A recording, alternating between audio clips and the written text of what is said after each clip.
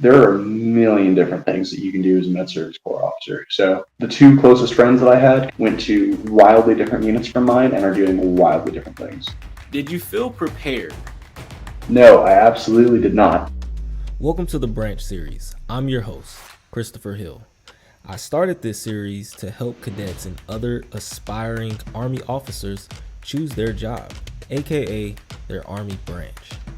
In this series, we will converse with other company grade officers from various Army branches. They will share insights, personal experiences, successes, failures, their daily duties, and so much more. Hey, what's up, leaders? So in this video, I am going to talk to Second Lieutenant Rothmeyer. He is a medical service officer. He's a great friend. He's brilliant. He's a graduate of MIT. Welcome, everyone, Second Lieutenant Rothmeyer. But before we get into it, how are you? Doing well, Chris. Thank you so much for having me. I do really appreciate this opportunity. How well did you have to do in ROTC and at camp in order to, I guess, assess well enough, rack and stack? All cards on the table. I honestly didn't do great at camp. I was like right at 50th percentile. I was fine. Enjoyed parts of it. Was absolutely not developed enough in a lot of the leadership competencies and attributes that I needed to be developed in. And I'm still working on a lot of those. So fully admit that I should have spent more time learning how to do the Army stuff before going to camp. Well said. So coming out of camp and BOLIC, first duty station, you have staff priorities, you have platoon leader priorities. Did you feel prepared? Tough question. Might not be the direction that the instructors at BOLIC want me to go with this, but no, I absolutely did not. However, I don't think that's necessarily a bad thing. I very much feel like I got thrown into the deep end and was not ready for the particular things that my commanders, the other staff sections needed out of me. What made that okay is that BOLIC for us focused on broad spectrum. Here's generally how things are supposed to work. You're all going to a million different places and you're doing a million different jobs. So it doesn't make a ton more sense to get much more specific. What does make sense is to allow you more time as a second lieutenant to figure things out in the particular job you're going to be in. And then the second part is that I've had absolutely amazing development from peers, from senior officers, from NCOs, junior, senior NCOs, even the Joes in my platoon they've all had some impact on my ability to do my job and my ability to develop as a person and an officer and a leader. And it's fantastic that I've been given that time to really settle into this role and to learn from so many people.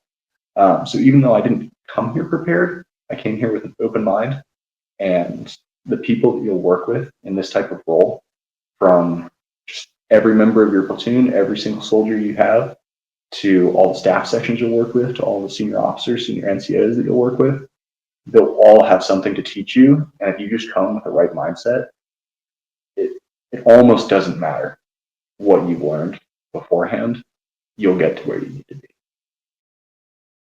So here you are, 1 year into your job, first duty station. You're about to pin first lieutenant. So what is next in your career as far as what KD positions look like? I don't know if you want to talk about that or not, but I think it's pertinent to this conversation in helping manage expectations out there. There are a million different things that you can do as a Med Service Corps officer. So the two closest friends that I had coming out of BOLIC went to wildly different units from mine and are doing wildly different things. My closest friend he's over at Longstool, which is one of the big hard stand medical centers that's got everything. It's a whole installation that is just a hospital. for the most part. Um, so, and he's over there, and also as a second lieutenant is acting as a company commander of people from around the hospital in tons of different positions. I visited him a couple weeks ago, and it was wild to see how different his position is from mine, because he really is acting just like a company commander of one of our line units, or um, they're just, instead of focusing on weapon systems and vehicles, it's health, medical credentials and medical maintenance and equipment. Those are his focuses. On top of all that's just, the personnel management that you would expect from a company commander. So he's over there doing that. Before that, he was in the S3 shop, just helping with planning. Got pulled for that duty because he was killing it in the 3 shop. And then, different friend I have, she went over to Korea, and immediately, day one, they're like, okay, you are 2 things. You are the Charlie Med XO, and you are also the treatment platoon leader, which is insane. For day 1 lieutenant to be an XO and a platoon leader, and B, to be going straight into a role 2, which is what she was doing. So any of those positions, all of those positions, none of those positions are KD for us. It's a remarkably flexible branch where you can do almost anything, and the future can hold almost anything for you. I get the sense that the most normal route is pretty similar to what I've done, to go into a battalion meadow position where you're acting as the medical operations officer and the medical platoon leader, which is kind of 1 role, it's 2 roles. You're kind of dual hatting all the time, but it's meant to be that way, sort of. And then following about a year, which is what I'm coming up on, you're expected to move to some other type of role. Most often, it's something either in the role 2, so that being either the treatment platoon leader or the evac platoon leader, or something in support operations. So maybe you're helping out the brigade level meadow, or you're working on medical logistics supply. There are tons of different things that you can do and will do as a 70 Bravo. For me, looking like my next step will be somewhere in that role too, either the evac or treatment platoon leader. Hard to say at this point. A lot of ways that everything could go, which is part of what's so exciting about this job. There are a million different things you can do. After some time in one of those platoon leader positions, we usually move on to either different platoon leader position, different support operations position, or you'll end up as Charlie Med XO. You could, one of the other lieutenants here was, until yesterday, I want to say, standing in as the brigade level meadow, which is, it's crazy, but just like a company commander being a second lieutenant, it's wild, but it's not unheard of when you're in the medical service corps realm. The positions available to us are just so wide reaching that it's not always possible to have all the right people. And by that, I just mean the right rank in the right place at the right time. So the right people who are there at the time are going to get the opportunities to fill wildly different roles than you might expect of somebody of like a similar tenure in any of the other branches. It's kind of amazing.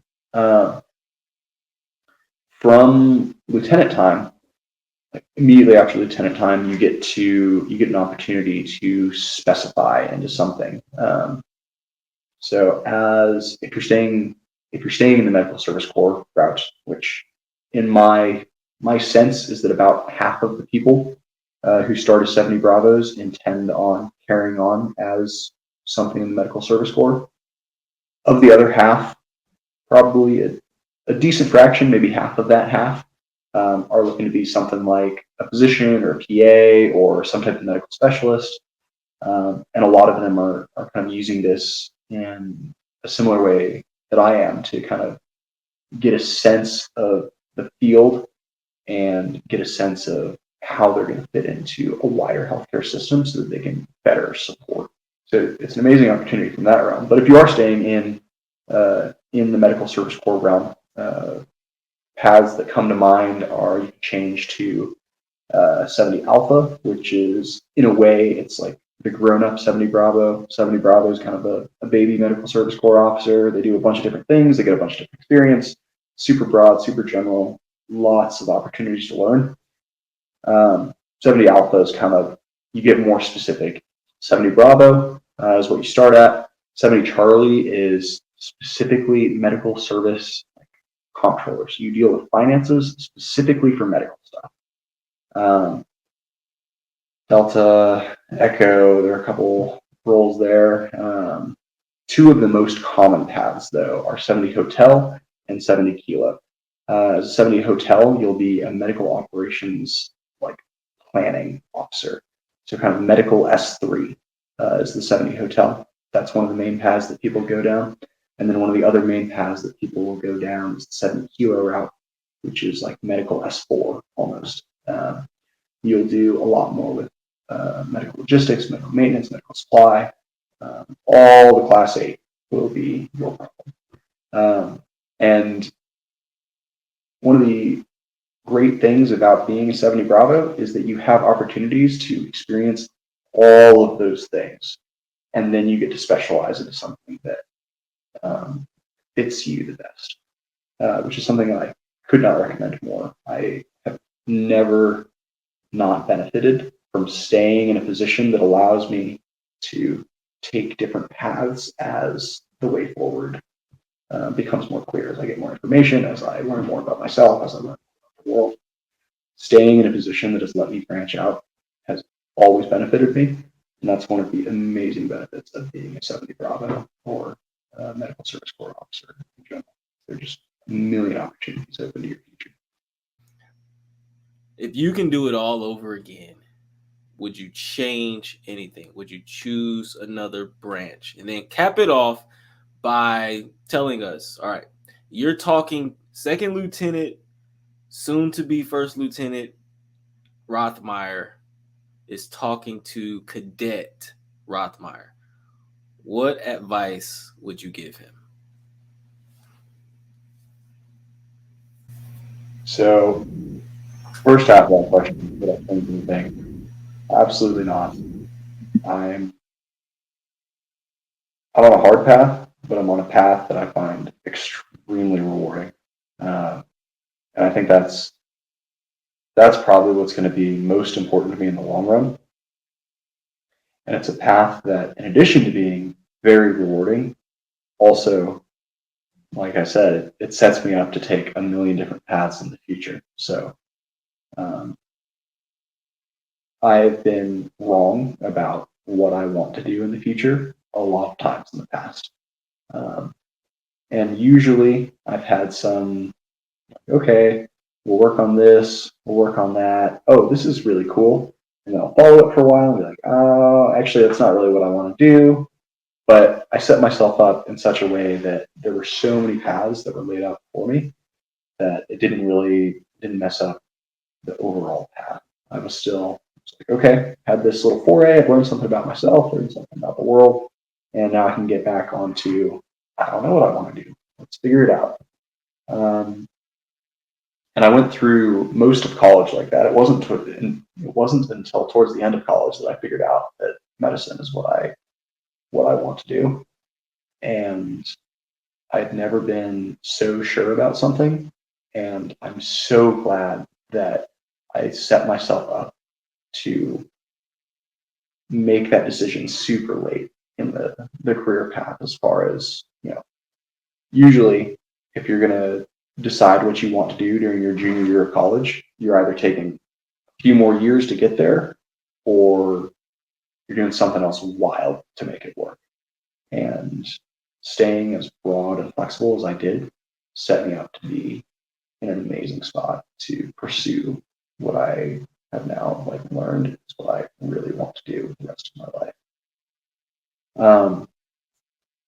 And I'm very happy with where I'm at on that path. So I would absolutely not change anything because I would have no idea how it would affect anything else in my life. And even if I got the opportunity to go straight to med school, I wouldn't do that either because even more than I thought it would, this opportunity to experience life as a real adult in the real world, outside of school, outside of the kind of the bubble that I think I would have stayed in if I had let myself go straight to med school, has given me so much more experience, even in just the year that I've been out and about. So I guess maybe that's the advice that I would give 18-year-old me. Tying it back to the second half of your question, don't be so dead set on the destination that you don't take the interesting side path. That'd be my advice. Take the road less traveled, for sure. Well said. Well, Aiden, thank you so much for coming on. Every time I talk to you, it is delightful and I feel smarter. I feel like we had a great conversation. You enriched me, added value to me. Every time I talk to you, I learned something new. And I learned so much more about the medical service branch. So if you have more questions, as always, do your homework, do some research. If you have questions that are directed towards Lieutenant Rothmeyer, just let me know and I will forward those over to him. Absolutely. All right. Well, thank you again.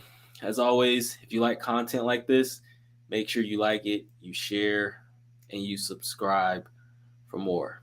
As always, leaders, keep leading, and I will see you in the next video. Thanks, Aiden. You're the best. Thank you, Chris. This was awesome.